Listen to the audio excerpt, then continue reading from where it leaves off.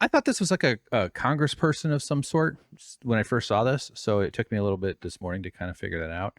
But this is a guy, conservative Republican. We've got a tweet here. Let me zoom in a little bit on Trump indictments is going nuts on Twitter. We're going to get to that. David Heath on Twitter wrote, this conservative Republican who described himself as, quote, anti-woke as you can get. They're competing. Warns Ohio lawmakers that a bill to ban gender-affirming care for teenagers is appalling. He said he learned the complexities of the issue from raising a transgender son. Well, let's withhold too much ire for this man. But the classic Republican move is to have zero compassion or understanding of something until it happens to them, until they deal with it in a personal way. Not that that necessarily guarantees that they're going to engage it in a way that shows maturity or growth. But like Dick Cheney, had a lesbian daughter, and so he was nominally in more support of rights for gay people. Which is completely fucking baffling to me that you could not be in support of rights for everybody, for all rights for everybody, for liberation from the disgusting system we have of categorizing people into groupings where some are favored over others. Which is what when you're woke, when you're anti-woke, that word is so thrown around. I'm going to share my definition after we watch this guy, but the whole bit of supporting anti-wokeness is to keep a system where categorizing humans is how you disseminate unequal distribution of dignity and rights. That's not even my definition. That's a pretty good one, I'd say. Definition is a stupid concept for this thing in terms of the discourse, because definitions are fences. They can hold you in prisons of sorts, metaphorically, obviously. All right, let's listen to this guy. I love my son dearly, just as I know many of you with children do yours. I'm a Republican, a Christian, and as anti-woke as you can get. No offense to the Democrats on the committee. My son is also a Christian. I have watched my son transform over the past 11 years into the son and man any father would be proud to have. I watched the debate about transgender people and attempts to ban gender-affirming care, and to be candid, I'm appalled. I see it breaking into this left-right thing, and it's really not. There are Republicans, there are Christians who have transgender children. The people wanting to ban gender-affirming care have no idea what it is like to be transgender or to have a transgender child. This is not something that's done on a whim. It's a deep-rooted dysphoria that, yes, even has spiritual elements to it. My son has a masculine soul, and he said he's felt this way since he was 5. He tried so hard to overcompensate and try to fit into being a feminine young woman by participating in beauty pageants. For years, he tried to be a young woman, and it didn't ease the ache and sadness in his soul. And it was only until he was able to transition to be a young man did the light in his eyes return. You've got to go easy on this. This is a terrible bill. This is not the simple issue being portrayed by the anti-trans people. There you go. Masculine soul. Poor kid had to try to conform to be fit into a box he didn't feel comfortable fitting into, and this guy had the decency to allow a child to have to be heard. And he, I don't know what their whole story was, but it probably took some time necessarily. I don't think like part of the gender issue, in my view, is that it's so rooted in your earliest experiences when your mother and your father, your parents or whoever you're closest to while you're a baby, before your being is even finished cooking, it gets rooted into, not that the strict binary of our messed up culture does, but that the idea that there are that mother and father are different types of persons, although you shouldn't necessarily experience love differently. I'm not trying to say that, but that it's some of the earliest programming, earliest conditioning that we experience. And then out of that forms all kinds of behavior that is modeled by your parents, modeled by the culture, modeled in ways that you don't even perceive, that set forth the concepts of how gender and how the roles that you're supposed to fit into. is part of the strict binary, as well as how you're supposed to police it, not just on yourself, but police it in others. When I was a kid, we would play a game called Smear the Queer. We would run around, 8, 10-year-olds. I grew up in the '80s, screaming that smear the queer, and then you'd throw a ball, and whoever got the ball was the queer, and you had to tackle them. That's part of the spell casting that is being played. Yeah, I don't think that that's done much anymore, but they're using this, and this is all part of this fascistic, dangerous upswell, this violent thing. And it's good that this guy's speaking out. He's like a white guy in an old white guy in a suit with some standard white guy haircut, who's calling himself, we need, he's more credible to people who need to be persuaded or something. Although it's going to take a long time to unwind a lot of this. I was thinking too about this, the whole silliness around Tucker Carlson reporting on the sexiness of the M&Ms and this isn't really so much about transgender stuff. It's related, but it's more about whiteness in general, and the victimization that's inherent in being in race supremacy, especially in white race supremacy. So like the M&Ms, the Mr. Potato Head, these sort of things are sort of floated out, and they're absurd, and leftist shows love to pick up on them because they're so easy to make fun of, and they're probably pretty good for clicks, and they work with the algorithm, and they're upset because Mr. Potato Head, I don't even remember what the issue was. They took away his little pee-pee. Was there one? What was there was something. Maybe he wasn't they degendered him or something. It's a potato, a plastic potato with a butt full of body parts. A dangerous person.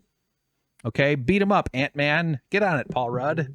I watched the thing about Ant-Man. I didn't realize Ant-Man was such a weird. Whatever. Why am I going off on Ant-Man? And as stupid as all that is, and it's easy for us to say, look at them, they're just idiots. They think that matters. But what they're doing is they're rooting their like a truffle. They're sniffing deep down. They're going back in time to provoke the feeling of victimization by pinging memories. They're going back to childhood toys people played with, who are of the audience that they're trying to reach. Worrying about Barbie and shit like that, and like they're so like, you notice though when they do those types of things, M&Ms being a thing. Although I don't know who had.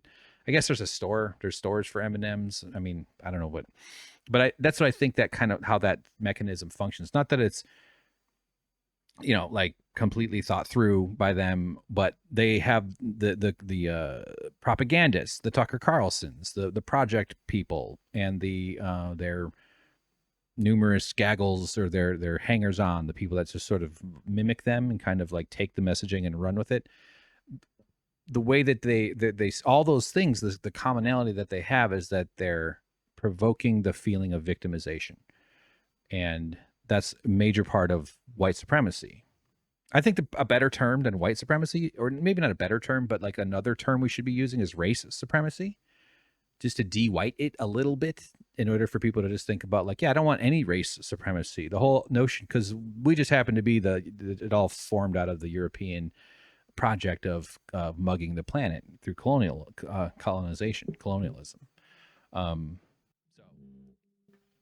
good on this guy. I'm not the most effective, or nor have I done as much reading and learning about trans issues. I've evolved on it. I was never like a fuck those people. I wouldn't have done. I'm never one of those. But as it's become more prominent in the last few years, this is dangerous stuff. They want to genocide a group of people, and they're using a playbook that the Nazis used in the 30s. The first book burning was Dr. Hirschfeld. He was a Nazi, or he was not a Nazi. He was a German physician and doctor, and who had done a lot of research and had very open, accepting practices for queer folks.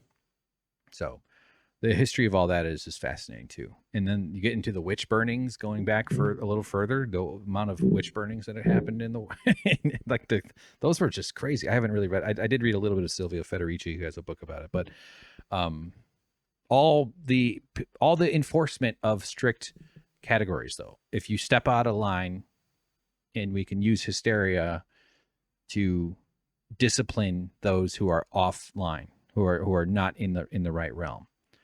I generally come across as very like standard dumb white guy, but I've never felt like I fit into anything ever. I think I've always sort of been a perpetual outsider. It's a trait or a characteristic very common to autistic people. So I kind of see this stuff with a bit of a distant viewpoint, but it doesn't mean that I'm not obviously influenced by things and subject to the conditioning that this culture puts into people. So yeah, it's really rotten though. It's really sick. So we can't be equivocating on whether we support our trans brothers and sisters or not. They're under severe threat, and my heart breaks for how much fear it has. And they're going to go after. They are going. I mean, all this pride stuff like against Target and whatever is all anti-gay, They're going to go after gay marriage. I wouldn't be stunned to go after interracial marriage. Like we're just trying to rebuild the mythological past that our maniacal white supremacist society is built on. It's really fucked up. Really fucked up. So good on this guy. Maybe he's changed some opinions. It certainly belies, I imagine. I'm just going to assume these people watching. I mean, I don't know for sure. I'm just basing it on, but like, hope the media that's feeding this is some of the worst people on the planet. Meaning they're just terrible, terrible people that are doing it for the precise benefit of the wealthy, because it's also engaging culture war rather than the economic issues and the structural issues that need to be challenged. So, okay. Oh, woke definition. I was kind of trying to get to that. Here's my woke definition. I was just on my hike. I was thinking about this. All right, I wrote it down. I feel weird reading this, but the way it's used is because it's always people are using it willy nilly. Political candidates are vowing to destroy it, and but they all know what it means. They all know that it means something along. We don't like that black people are rights or getting rights or have anything close to rights. That we don't like that people who make us uncomfortable are visible. There's all kinds. There was whatever. You don't need to hear me recount all that because I certainly won't do a good job of it. But here's my definition: when the narrow selfishness of white supremacy isn't reflected back at you. So they want to see the world, and this is what they pine for. This is because they've been taught that this is the resource of white supremacy. If you think of it like an asset, your whiteness was a resource that you had that others didn't. And part of it requires, because one of the root functions of it is to always be a victim, is that the world is even Trump pretends he's a big victim. Elon Musk acts like he's a victim, that the world's not fair to the world's richest person. And so you need to have that reinforced. There's a selfish narcissism to it. It's kind of like collective narcissism. And what they expect, because what used to be there, although not necessarily in perfect delivery, not like in full 100% purity, but that's the goal, is that you expect that to be reified by everything around you.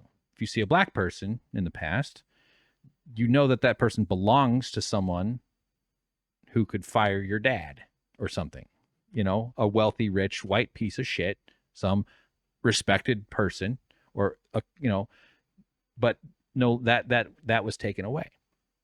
And now they had to respect that person as a human, which feels like an affront. That's the loss of a resource. So they expect the world to reflect their selfishness back to them. It's a maniacal impulse for conformity. That's why they think it's okay to impose religious beliefs on everybody else. They want everybody to conform to them, knowing full well, by the way, that the wealthy are still always going to have access to abortions and stuff like that. So that's how I see it. That's the kind of way that the frame I see it through is through the selfish, the narrow self. I like narrow selfish, but like through the selfishness of race supremacy must always be reflected back on them. So anything that they describe as woke, a children's book that has black people having fun with white people, they're going to call that woke. They're banning books, all kinds of books, just because authors have black or are black or other of all kinds of other persuasions. And so it's woke because it's not a mirror. It's not reaffirming that our whiteness is the structural organizing principle of society anymore. And that feels scary to them because they perceive whiteness as a resource, as something that they can rely on for safety and security.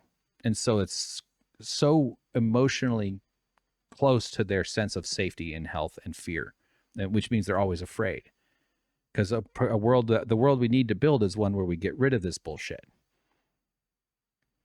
And that is taking it away. And that's why the Democrats who don't have any kind of coherent project or plan or explanation for what we're going to do in the future besides everything. They'll just make sure people like Hillary and Pete Buttigieg get in charge instead of Trump. There's nothing reassuring about any of that. Anybody who's upholding capitalism is upholding racism and misogyny because it all comes from the same toxic stew of sustaining fear and hierarchy in order to produce stress dividends, like I was saying before.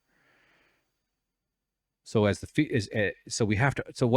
the critical thing that's missing from one of the things upholding or stopping progress?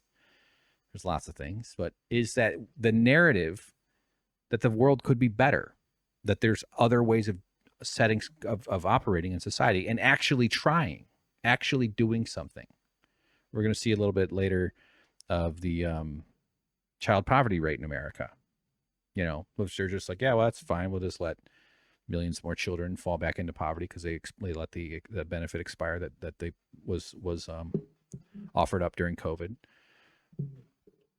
And so we don't have this. There's no sense that we're working towards something better. There's no sense that we're building a world for human thriving.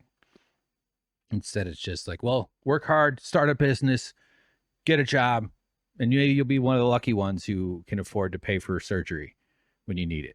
Maybe. Look at that guy. He built a big business. He's rich. You didn't. It's your fault. Nothing's going to get better. You're the failure.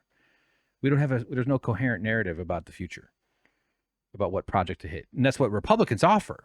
Their narrative is to offer, their promise is to offer the past, which never really existed. But the racism was the resource they're looking for.